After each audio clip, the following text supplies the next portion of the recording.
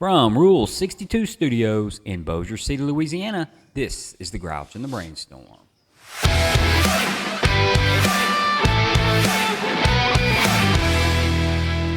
Welcome back. And we have a bonus episode today. So we got our friend Eddie here.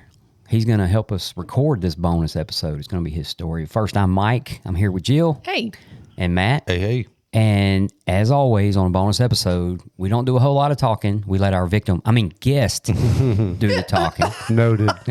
So I'm going to let Matt introduce him, and you guys have at it. Yeah, so I kind of met Eddie coming in. He's been, and today is your 2-year sobriety birthday. That's on right. the day. And he does the stuff in the program that we all talk about doing. He carries the message and does a good job of that. And, you know, he comes to a place that I work at on Friday night and does a meeting there, and you know, with the guys in treatment there, and you know, he always has good stuff to say and has a good story. So we wanted to get him on here and let him tell us about it. So I'm going to stop talking and let him do that.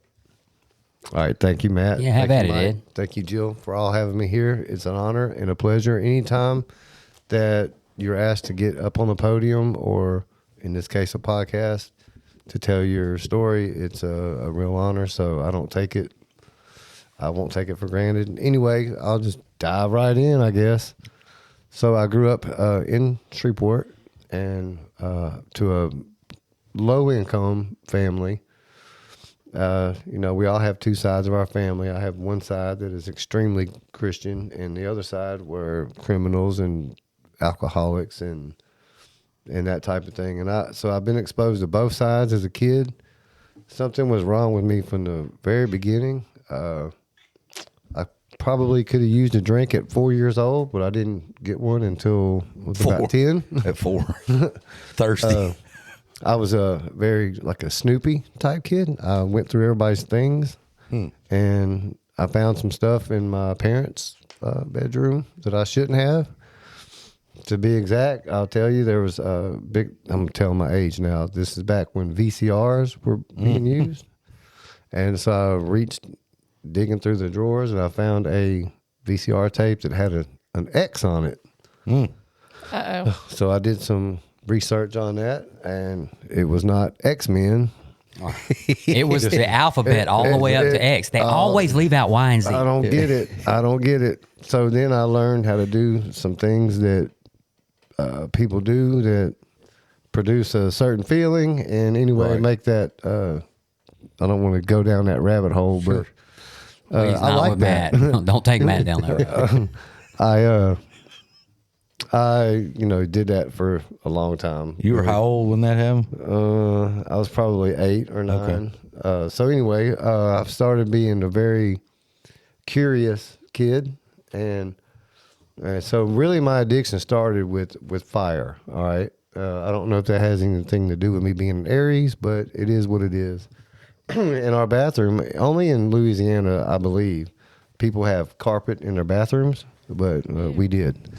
I think back then everybody did. I think so. And right across from the toilet was a space heater, and I would see the blue flames. You know, I was just mesmerized by the dancing flames. And every now and then there would be a match that was in there that would change the course of the flames, and I don't know. And then next thing I know, I'm the one putting the matches in there, changing the flames. Needless to say, the carpet caught on fire. I got my ass whooped. I didn't burn the bathroom anymore. I started burning other stuff. So at 10 years old, I had a friend over. We were fooling around in the backyard because my dad was hunting, my mom was working. It was in 86. And I knew that there was gasoline, and I had seen gasoline in action, that it will make a flame higher. Mm-hmm. So we built a little fire out of matches and lit it up, and we were doing just kid stuff. It's just normal kid stuff. The flame got smaller, and I remembered that I knew of something that could raise that flame. So I went into the shed, and I got this metal can with the word gasoline written in diagonal with the metal handle and the metal top Some of y'all may know what I'm talking about. Some of you may not. Yeah, I remember that. And it was full. And I got down on one knee and I poured it onto that dying flame. And there was a flash. Yeah. And a friend of mine that was directly across from me, he caught the brunt. And needless to say, we were both head to toe with gasoline on us, burning. And he ended up going to LSU burn unit. I went to Shumpert ICU. And it took a while. I had to learn how to walk again. I went through a lot of physical therapy. So there was trauma as a young kid. I was 10 years old. Then I started the dishonesty and the manipulation and all these things were present from very little, from a very young age. Now, mind y'all, my grandmother lived right around the corner, and she was very, very, very Catholic. She was more Catholic than the Pope. She was at Mass every day, and I was her baby.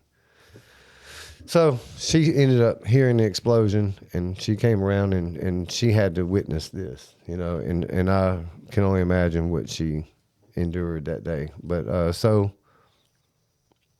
I still played with fire. I still like fire today, but I have a certain respect for it now, So I don't want to stay too long on that, but that is like a baseline of where my addiction started, and also the sexual part of a lot of our stories, that I would continue to look for that kind of thing, and it just went on for a long time. So when I was 10 years old is when I first got high. I had sought some friendships with some people that were a little bit older. They had the mohawks and the long earrings and the different colored and ripped jeans, and these were the coolest people on the planet. And they even let me hang out with them. I was 10 years old. This was that same year. And I went riding with them in their car, and they passed me a cigarette. This cigarette looked a little funny because it didn't have a filter on it. So I smoked it with them, and instantly I became another person. This was it. I knew I had to do that again, but I didn't have any resources to do that again. So I stole money from my mama's purse, $10, and just so I can get back there and contribute to that coolness of these people. Mm-hmm. Well, just to let y'all know that friendship did not last long. I was not in their league. Anyway, so that's where it really started. And so throughout, I had to do the physical therapy, and then all of a sudden I developed some behavior problems. So when I got into junior high, I was acting a damn fool in class.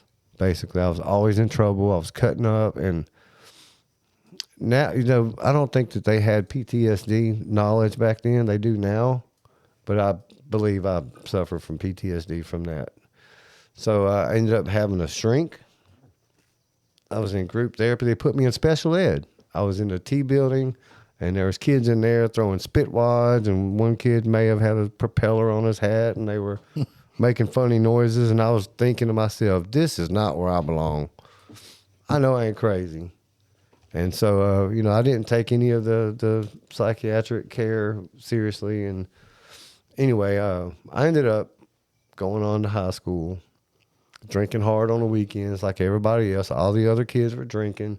Every weekend it was a different type of drink, this kind or that. It was something new that was every time a new drink came up on the commercials, we were doing it. Cisco, the this or whatever. So I do remember one thing that happened when I was 12.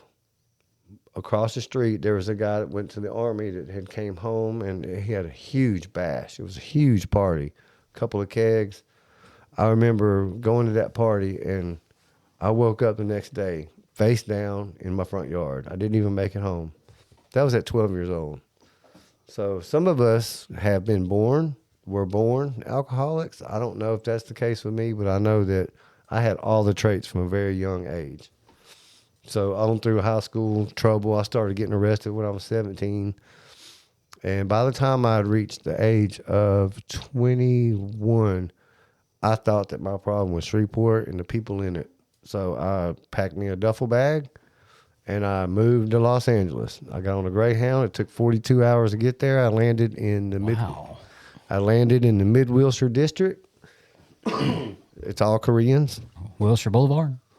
Right there where the bus stop is. Why? That's like where I landed. Why LA? Like, what was the connection there? Just sounded good, or did you have a connection with somebody there? I had a cousin that their grandmother lived in somewhere in California, and I remember seeing postcards of California, the palm trees and the sun, and then, I decided that I was going to go commit suicide. I was going to jump off the Hollywood sign. Wasn't sure which letter, but that was going to be my.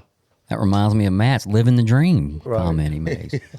So I get to Hollywood, and mind y'all, I have not dabbled in any hard drugs. Maybe a little bit of that cocaine, but nothing. Nothing hard. Nothing going hard yet. I had very little knowledge of it. So, in case y'all don't know, Los Angeles is full of that kind of stuff and much more. So I get out there, and I should have done my research because, this was going to be great. I was going to go to Hollywood. I was going to jump off the Hollywood sign. It was going to be broadcasted worldwide news, and everybody was going to feel sorry for me, and I was just going to go out with a bang. So I get there, and the Hollywood sign letters are only about 45 feet. And I got up to it, and I looked, and I just thought, and if I jump off that, I'm going to have a broken elbow, a twisted jaw. I'm going to be mangled. I'm not going to die. I'm going to be jacked up forever. And to hell with that, I'm not doing it. So I went on and started to learn about the nightlife in L.A. And next thing I know, I was at an after-hours club, Coconut Teasers, down on Sunset Boulevard. And there was this girl that she was dancing the whole time. It was like, 6 hours. She never took a break. I was like, I want whatever it is that she's got going on. I approached her. She happened to be a drug dealer. She gave it to me, and I went home and I took the drug, and man, I started seeing shit. I picked my body all apart. I thought I had bugs all over me, but for some reason, I liked it. I don't know why. So I started getting into that drug, and I started selling drugs. I got mixed up with some people that were in some sort of little small organization where they were selling this stuff, and then I really didn't know anything about it. I still didn't really know what that stuff was, but I know I liked it. I liked the fact that I could not have to go to sleep, and I could just stay partying. So anyway, I got involved with these people, and next thing I know, I'm selling this drug, and I'm in and out of these clubs, and I don't know. It was just crazy. And then I remember thinking, what's the big deal about this, shooting up business? These people, if they only get a little bit, they hold on to it until they get a little more, and then they'll go shoot it up. And I was like, what's the big damn deal? So I wanted to know. So I did it. I did not know that would change my life forever. I did not know that I was fixing to become a junkie. So a couple of years living on the streets of L.A., homeless, hopeless. I remember at one point that I had realized that I had lost every person. Nobody wanted nothing to do with me, my family. I was a lost cause. It was just crazy. And I ended up getting arrested, and I went to jail. And part of my sentence was 4 months inpatient rehab. And so I don't like to tell a lot of war stories, but I like to bring y'all to the point where the seed has been planted. So the last 4 months of my sentence, I was in a rehab center in Acton, California. It was Acton Rehab. It was a co-ed. And what I know is that while I was in there, I was the soberest person in there. I knew the book. I knew the readings. I knew all the ways that the meetings were going. I was leading meetings. I'm in rehab, y'all. And I remember them telling me the stats, like out of 100 people, like maybe 3 would stay sober for a year. And maybe one of them would stay sober 5 years or more. And the rest of y'all, there's a percentage, I don't know what it is, but are not going to be alive the next year. And I remember thinking, the people next to me, I looked at both of them. I was like, boy, y'all are in trouble, but I'm going to stay sober. So I was almost close to a year sober, but I was in jail and I was in treatment. When I got out of treatment, when I hit those gates, I did not make it to the red light. I was back smoking the reefer. Within a week, I was rolling a bowl again. Within 2 months, I was back shooting up. Next thing I know, I had an abscess that looked like a football was in my arm. And I went to Cedars-Sinai Hospital where I received treatment. And basically, the doctor told me I was going to die if this special antibiotic, which at the time was the strongest antibiotic known to man, to science. They flew it in from, I don't know, Europe or somewhere. He told me if it didn't work, it was game over, like straight face. And I remember that time being gripped with fear. It was the first time in my life that I was actually like afraid to die.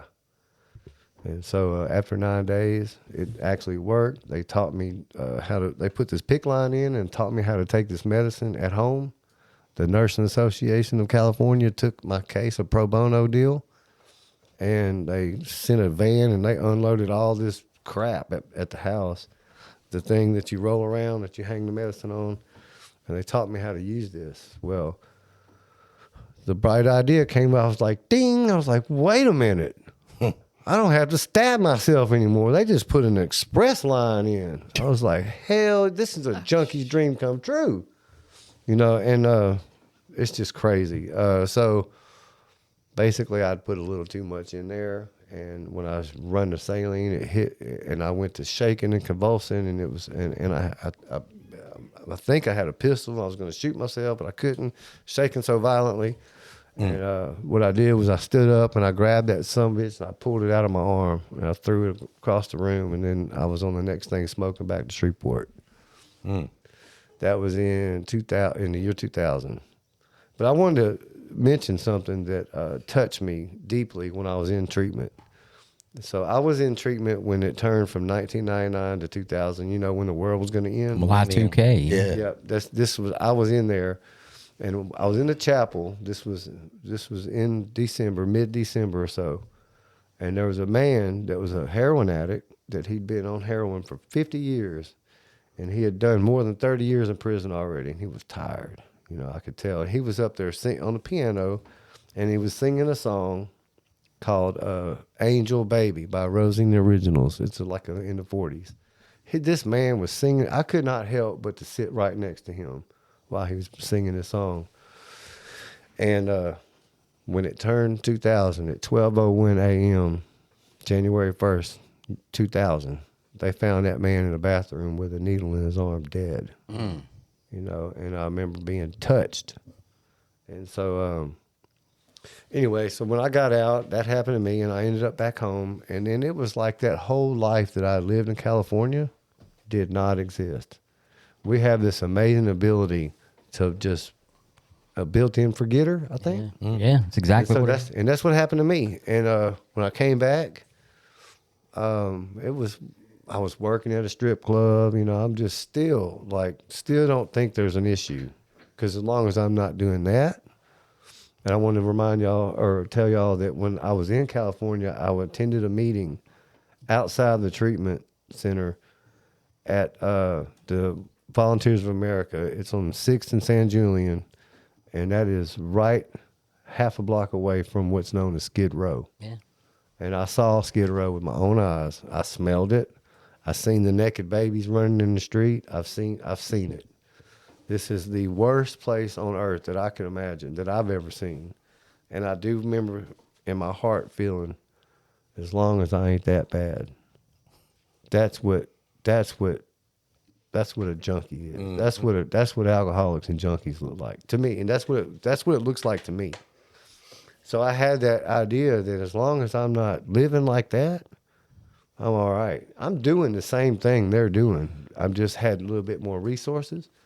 So for most of us, until you completely run out of resources, some of us, we ain't hit bottom yet. So So anyway, fast forward to 2004 when I came back in. Life had gotten pretty bad. I'd gotten a little family together, and I went back to doing what I always did. And whatever I built up, I tear it down in a week or two.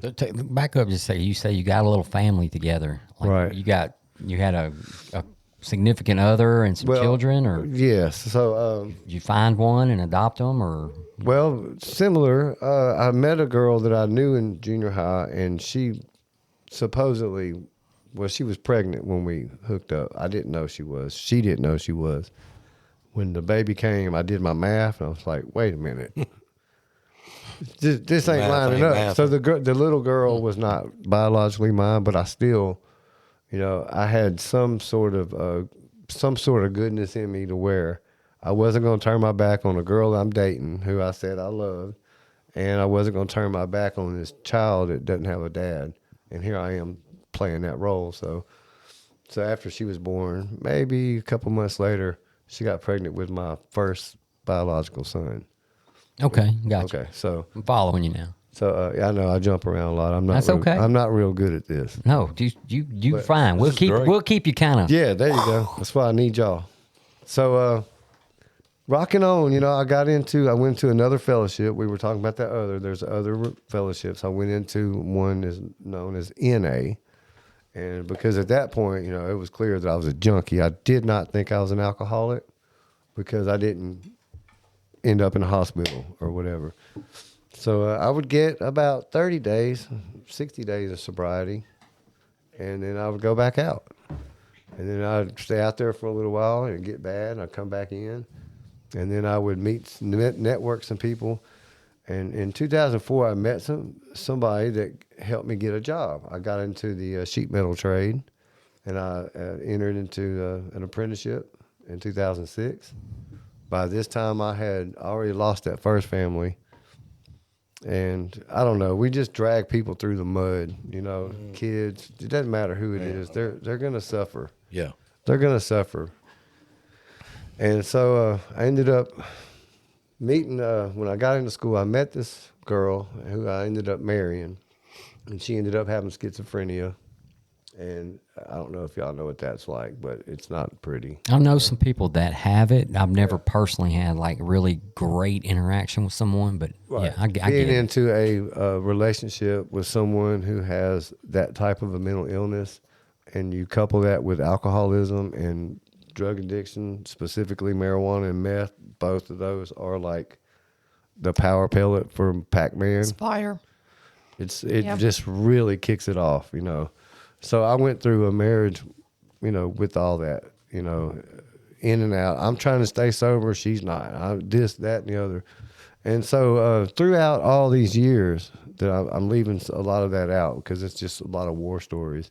The long and short is I'd come in, I would get a few months. I would not get a sponsor. I would not work the steps. I would try to get it by osmosis. Osmosis, yeah. I sit my ass in a chair, and that's going to keep me sober, which it will work for a time. But at some point, it has to come from a power greater than ourselves. And, you can't bring your AA chair around with you everywhere you go. So that won't work forever. So, jeez, man, it just went on and on, in and out. I probably had a sobriety date for every month in a year.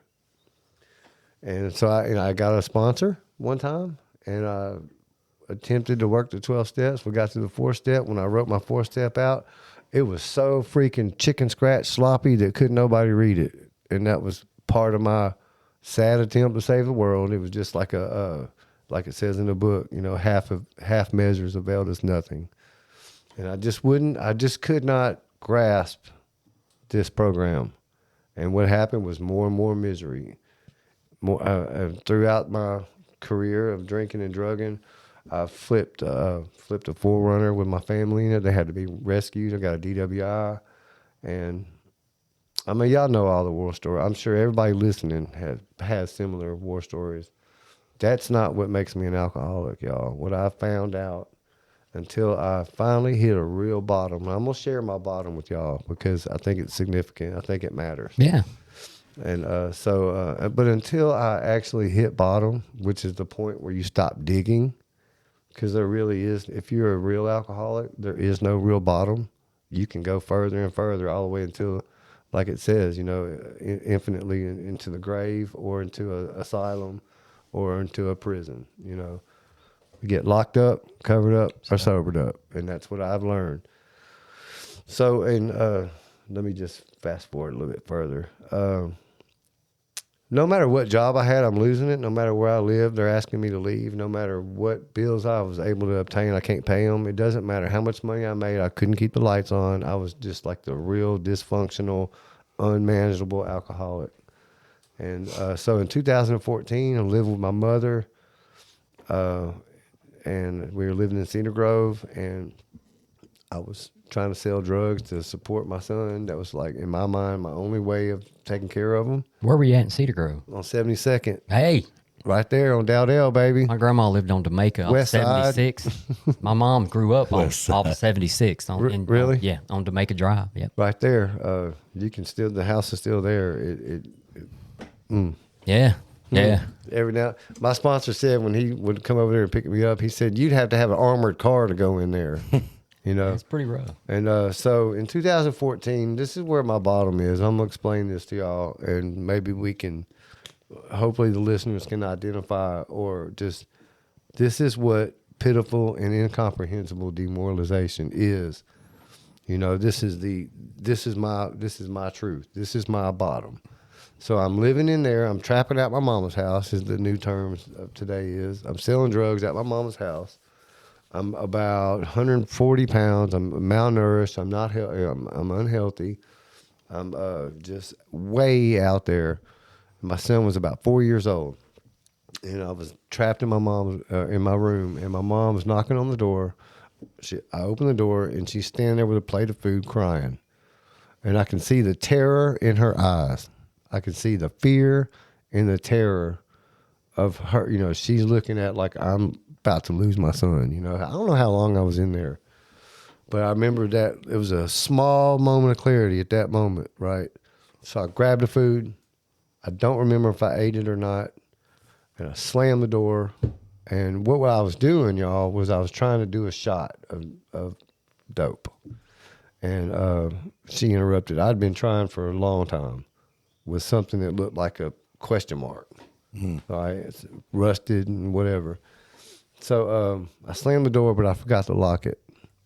All right, so now I'm at my little station, with your light and your little, your little things and stuff and little boxes.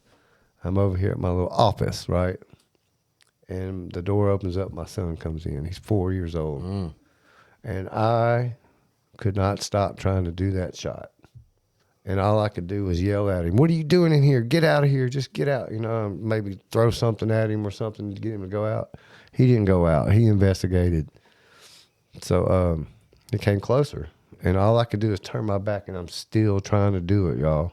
Still trying. And so I'm getting close to that moment. All right, getting close. You would think that was it. You would think my mama's plate of food and crying would have been good enough, but no. So he comes over to my little area, and he picks up a meth pipe, and he puts it in his mouth, and he picks up a lighter, and he attempts to smoke meth at 4 years old. And at that moment, I threw everything down and said, that's it. I can't go no further. It's either, try or die at this point. And so I knew that my life was going to change from that point. I knew that was my true bottom. That was my lowest point in my life. And I knew that things were going to be changing, and some tears rolled down, but they were kind of like those cold tears, like the almost like a sense of joy. Yeah. I don't know what you call it, but it is what it is. And then this is back when it was $1 to ride the bus. So I made sure I had $1 every day. It was toward the fall. It was in the fall. And I rode the bus down to the Highland Club, and I sat in that little room, and I was trying to hide. I sat behind the tallest person that I could so I could hide behind them. And tears were just flowing. I was just a mess. And but I heard I heard a message of hope. Now, I'd been in and out since 99. This was in 2014. So 15 years after my first meeting was when I'd hit my bottom. You know, some people take a lot longer. They say women go down way quicker. You know, we're hard-headed. So I started going to a meeting every day. I made sure I had $1 to ride the bus, and I'd catch a ride with someone else later. I got a sponsor, but the sponsor I had apparently didn't have a book or didn't, he was just, and I heard this man named Rick. He was in a 12 o'clock meeting, the noon meeting. Excuse me. And I heard him thundering away, and he was always coming out of the book. On page this, it says this. On page that, it says that. And everything he said was relevant. All right. And so I was talking to him one day, and I asked him, he asked me if I had a sponsor, and I told him, yeah. And I told him what his name was. And he goes, well, Eddie, you got to have a sponsor that's been through the 12 steps. And he said, that's not going to work. And I said, what do you mean? He had to. He told a story at the Bridge House one night, and I heard it. And he said, well, he asked me to carry him through the steps. That's how I know. And I said, okay, well, will you do it then? And he said, here's my phone number. Give me a call. Start with that. So I did. I called him, and then he asked me to call him every day for a week. And I did. And then he started walking me through the steps, one at a time, right through the steps. And he told me that I needed to get out of that house I was living in because the environment was traffic all the time, alcohol, marijuana, all the drugs, crack, everything you could think of was coming in and out of there. And he told me that I had to get out of that house, that I would not be able to stay sober there. There was no way you can stay sober for any length of time there. And he said, I want you to move into Myra's house on Sanford in Shreveport, right by the hospital. Myra C. That's it. Mm-hmm. That's the one. Yeah. And that way I could be close to the recovery house, the clubhouse. And I needed structure, and I needed to be close. And it was fairly cheap. And, of course, I was unemployed. And I was like, what about my son? What about my son? He said, Eddie, let me tell you something. If you'll take care of you, I promise you, God is going to take care of them babies. Okay? You can't do anything for him. You are at your lowest form. So I did. I went over there. She let me in, and he told me to stay there for 6 months. And I walked. I walked to meetings. I went every day, 12 o'clock. I'm sorry. Let me make a correction. I went to the 7:30 meeting every morning. I had a job. It wasn't much money. It was maybe $100 a week. It was a buddy of mine. It was a couple days a week. It's all he could do. Just enough to pay for my food and my rent. And I was on my journey. I was on the journey of recovery. This was in 2014. After he had walked me through every step. And I remember after I did a 4th and 5th step, I was terrified to tell him all those things that I'd done when I lived on the streets of L.A. And all the times and all the horrible, the grosser handicaps that it talks about in the book.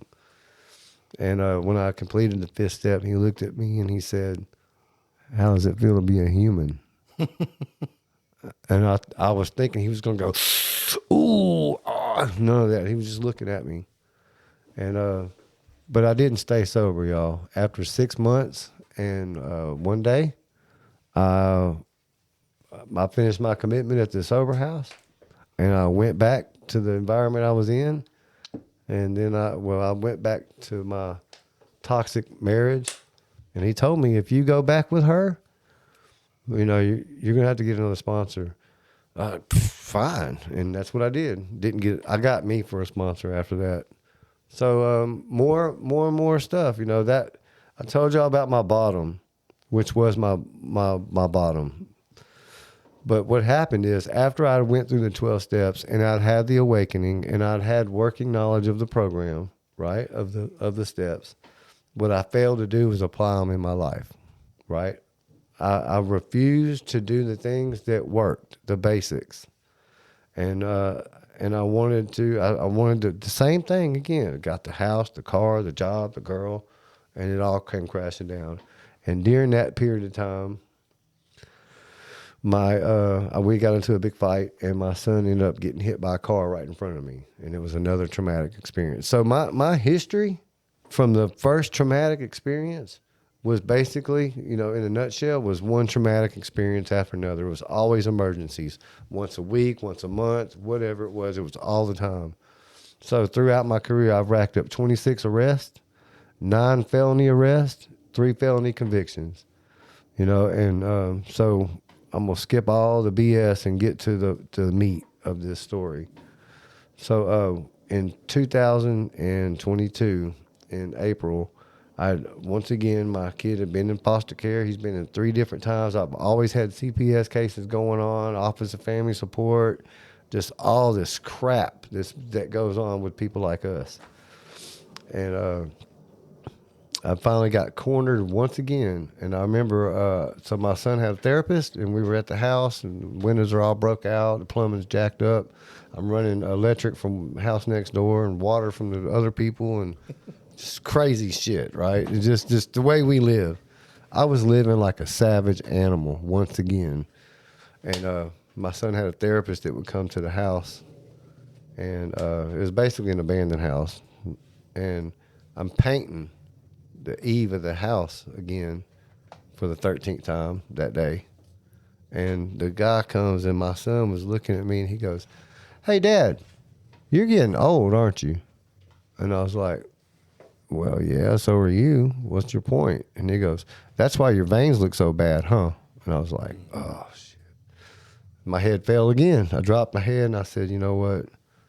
I called the lady in the drug court, and I said, I'd been running from them. I've been running from them and trying to do the IOP stuff for the court and, ducking and dodging the screen. It was like, finally was like, I'm so done.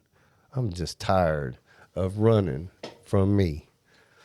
So I agreed. I went to treatment, and I left. His mother had came back around, and I had went and did a job and filled the covers, paid all the bills, and said, I got to go away for 30 days or 28 days or go to jail or whatever. So I agreed, and then on April 27th of 2022, I had the van was scheduled to pick me up for Uprising Treatment Center here, where my friend Matt works. Mm-hmm. And on the 27th, this is funny. I had a friend live around the corner, and y'all know how we do it, right? I'm fixing to go to treatment. You got to hook me up one good time. I'm going hard. One last hoorah. So I go around there, and I did have a Tahoe at that time. I parked in front of his trailer. I go in. He had a big old bag of my favorite dry goods. And I go in there, and I said, "You got to hook me up. You know what the deal is." And so I got me a handful of this stuff, and I go and I sit in the Tahoe. I had 2 little puppies, a blue nose and a red nose pit. And so I burned all the needles and stuff that I had. So all I had was some foil and a pen. So I then tore the pen apart. Now I'm sitting there trying to smoke this shit, right? And then here comes the damn sheriff, pulls up right next to me. I'm like, I just throw it down. I throw it down. I open the door and let my dogs out and start chasing them, make it look like they had to go to the bathroom, which they did in the truck already. So, and so I threw it all down. I'm like, fuck. And he's like, well, I'm responding to a 911 call, right? I'm like, bullshit. Yeah, you're following me or something. And he said, my buddy's girlfriend had just got a new phone, and she had accidentally hit the 911. So they responded, they triangulated it to there. Wow. He comes out and says, you got the wrong address. He told him the address, and he said, and they happened to have a party going on down the street. So, have I talked past an hour already? No, go Okay. ahead. You got time. All right. So, he sent the policeman or the sheriff down the street where the commotion was going on. They went back in, and I followed him in there. I was like, dude, you got to give me some more shit. And so he did. He gave me some more, and now I've got it in my hand. I'm walking out. I'm in the grass, and here this cop comes again, talking about, nope, that wasn't the right address. And so I had to throw it down in the grass. And then he goes, I've got to see her. I've got to see her face to make sure it ain't beat up. He was thinking it was a domestic dispute. Yeah, it makes sense. And I'm going, can't you see what I'm trying to get? Can you please, ain't you got somewhere else to go? I mean, I'm trying to see what I'm trying to do. The nerve. Yeah. damn it. So I went back in. I was like, dude, you got to send her out. And she's on the toilet trying to shoot up. She got her panties down. She's sitting on the toilet. And I was like, you got to come out here or this ain't going to work out, you know? So she went out there and he goes, that's all I need to see. Goodbye, y'all. And he left. I said, this motherfucker. Anyway, so I did have Wow. 2 24-ounce of my favorite beverage. And so I didn't even get to get high that day, you know, and that was God doing for me what I can't do for myself. Yeah, I thought that when you was telling the Because story. because the truth be told, y'all, if I would have been able to get loaded, I wouldn't have made it to treatment. Yeah, sure. I wouldn't have made it. I don't think so. And so I went went on over there, and the guy on the van, I had somebody else's shoes on. They were too small. I don't know whose they were. I got an idea, but I don't know for sure.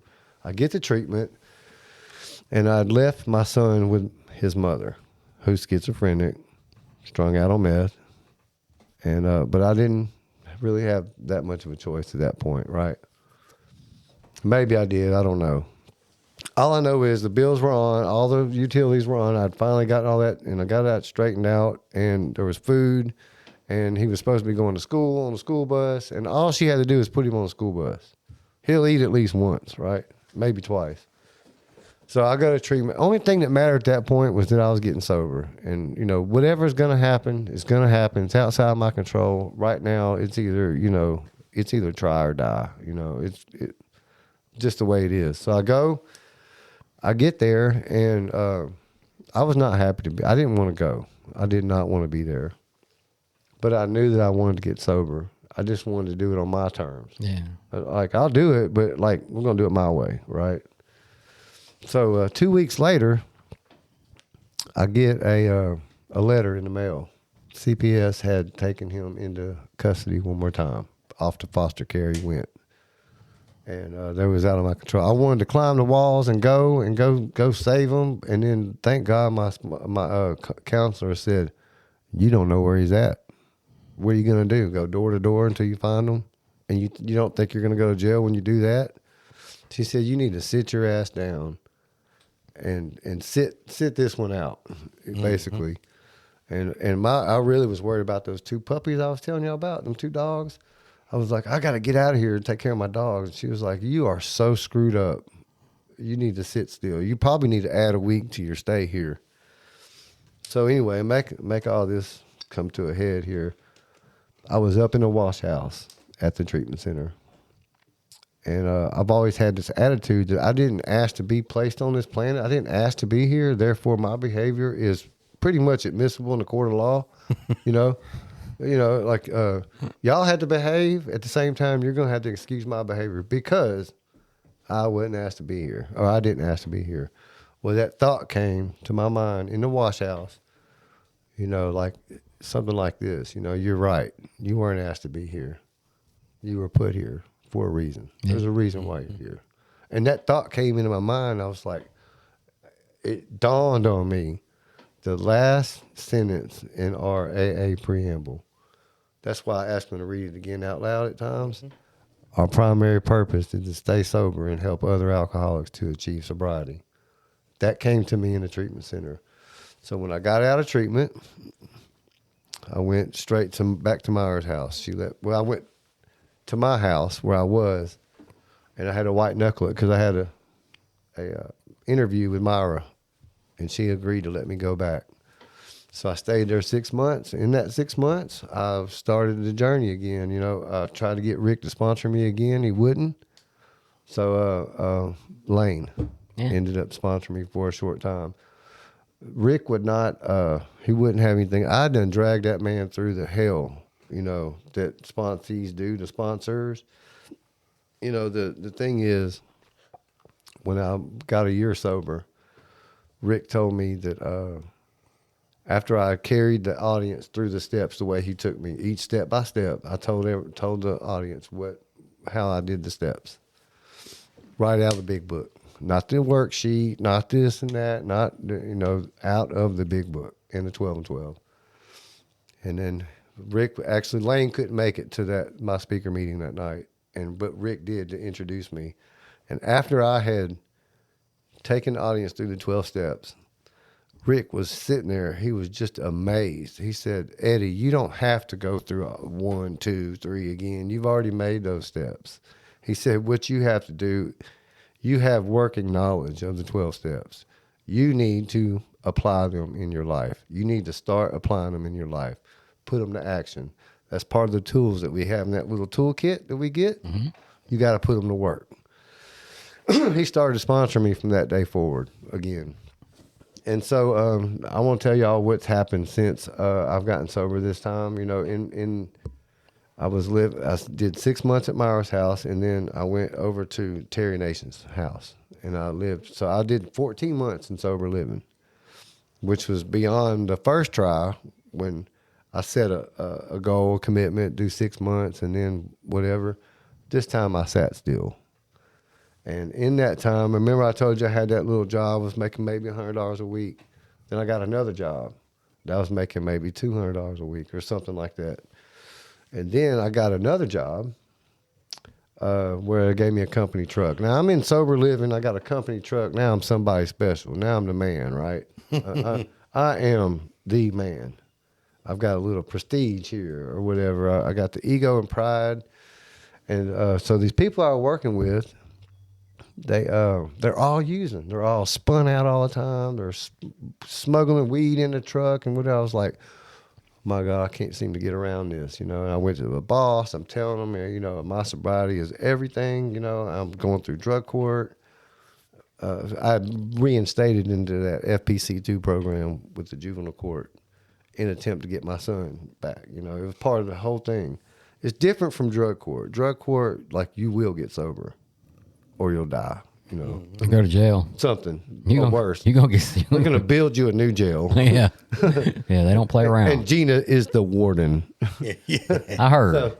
So what happened was, after consulting with my sponsor and several people in the program that have links to sobriety, you know, I finally, instead of doing what I would do, I did what they would do. I asked them what to do. And collectively, we came up with the idea that I need to give that job up. So I'm on my knees. I'm asking God. I said, God, I don't know. I don't have a backup plan. I don't know what to do. I thought this was the blessing. This was the blessing, this job with the truck and all that. But everybody was drinking and using it. I know I can't run from it, but I don't need to be in that environment, right? So we said we need to quit that job. So I did. I went, turned the job, gave the truck up. And at that moment, and during that time, my family had some land in Campty, and it sold. And so my sister and I was able to split my dad's portion of that asset. And just like that happened right after I quit that job. The money came, and I was able to move out of sober living into my own home out on Cross Lake. My son and I, he's back with me now. Good deal. Everything that I did has value from the first day I walked into a meeting. Every up and down, every failure, everything, every in and out, every failed attempt to work the steps, everything I have done has value, you know, and I see that now in my experience. It's all that I have that has true value in this program. So I was able to reinstate in the union. Remember I told you about the apprenticeship? Well, I'm back in the union now, and I have a great career. You know, I've been delivered from the darkness, and I now live in the light, you know, and it's just a true testament of what you never know what God's plan is for you, but if you get out of his way, it'll come to you. Like, you'll see it. It'll happen. It will happen eventually. And so that's pretty much my story. You know, today my life has purpose, it has value, and it has meaning. I've got a couple of sponsees that I'm working with, you know, and they look up to me, and I don't know why, but they do. They say they do, you know, and they call, and they're trying. I got one of them that's working on this 4-step right now, and this is like, I still have to consult my sponsor. Like, what do? I do not pretend that I know how to carry someone through the steps. The only thing that I have, as I just stated, is my experience. I have not carried anyone through the 12 steps yet. So I'm not going to pretend that I'm Mr. AA, because I know for sure that I'm not. I'm just another alcoholic that has been given relief from the 12 steps in this program. And so I have a home group. You know, my morning starts out, I wake up, I thank God for a day. I ask for a day of sobriety. I say the 3rd step prayer, and I get up and I proceed to do the next best thing, the next right thing. Put in an honest day of work, try to be a good employee, try to be a good dad, a good neighbor, a good brother, and a sober member of Alcoholics Anonymous. And my life is good. That's all I have to share. Congratulations Beautiful on 2 thing, years man. today, man. Yeah, man. Yeah, 2 years. Yeah, that's pretty awesome. Yeah. Long. So I got a kinda couple long. questions. Number one, Yeah. what's the first initial of your last name for when I publish this? Eddy C. C. And have you ever brought your son to the Koala Club? Yes. Okay, I think I've met your son. Yeah. He goes by Trey. But I remember, I think it was you, and about 11, 10 years old, 11, 12. How old Well, is he's he? 14 now. Maybe 4. He's in that, Yeah. Yeah, I think I've met him, though. I can't remember how or why or what the conversation was around. Maybe He it was may my have car. talked you out of a couple dollars. No, well. No. Oh, he needed change for 100. When I pulled it out, he smacked me. No. He may have got you to buy him a Coke or something. Well, it may have been about my car. Yeah, that's him. Okay. He's obsessed with fast cars. Yes. I remember that now. I do remember that. So that's pretty cool, knowing the story behind those two guys sitting in the club that day, man. That's pretty cool. So, Eddie, man, thank you for coming on, dude. You always enjoy sitting on Friday night, and I'm at work, and they come in and do a meeting, and I kind of get to sit in the back and listen.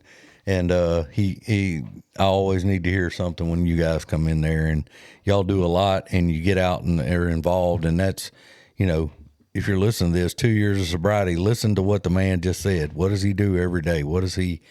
And we all do that stuff, and that's why we're moving along in this journey. So good deal. thank you for coming on today, man. Yeah. You're All welcome. right, guys. Thanks for having me. Yeah. Next episode you hear will be How It Works Part 2, and it's looking like we might end up having to make 3. So we'll keep you updated and see how that works out. But we are live. Actually, we're recorded, but we're live right now in Bossier City, Louisiana. And this has been a bonus episode of The Grouch and the Brainstorm.